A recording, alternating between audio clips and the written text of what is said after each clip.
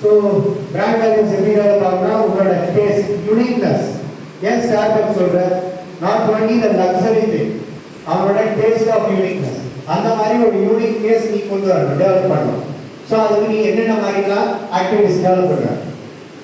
நிறைய samples research பண்ணுவியா?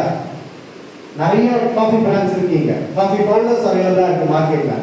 ஆனால் எந்த காஃபி பவுடர்ஸ் உனக்கு ஸ்பெஷலாக தேவை உங்களோட பிராண்டுக்கு, மற்ற பிராண்டுக்கும் உங்கள் பிராண்டுக்கும் இருக்கிற டேஸ்ட் டிஃபரன்ஸ் என்னன்னு கொண்டு வரதுக்கு நீ பிராண்ட் நிறைய காஃபி பவுடர்ஸை ஃபஸ்ட்டு ரிசர்ச் பண்ணணும்.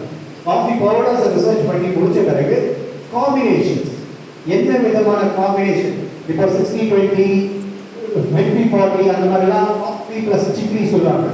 ஸோ மிக்சர்ஸ், இந்த மிக்சர்ஸ் என்ன மாதிரி மிக்சர்ஸில் நீங்கள் ஆட் அப் பண்ணினா உங்களோட காஃபி டேஸ்ட் அதர் காம்படிட்டர்ஸ்க்கு ஈக்குவலண்டாக இருக்கு, இல்லை அதை தாண்டுது. So when the taste precedes the other brand from your coffee shop, then you begin as a pick up பண்ணும்போது நீ என்ன பண்ணுவ? பிராண்ட் வேல்யூஸ் கொண்டு வரணுமா? அப்போ பிராண்ட் வேல்யூஸ் கொண்டு வரணும்னா என்னென்னலாம் பண்ணுவ? நிறைய இடத்துக்கு நீ டெவலப் ஆக போகும்போது நீயே எம்ப்ளாயிஸை எம்ப்ளாய் பண்ணுவ.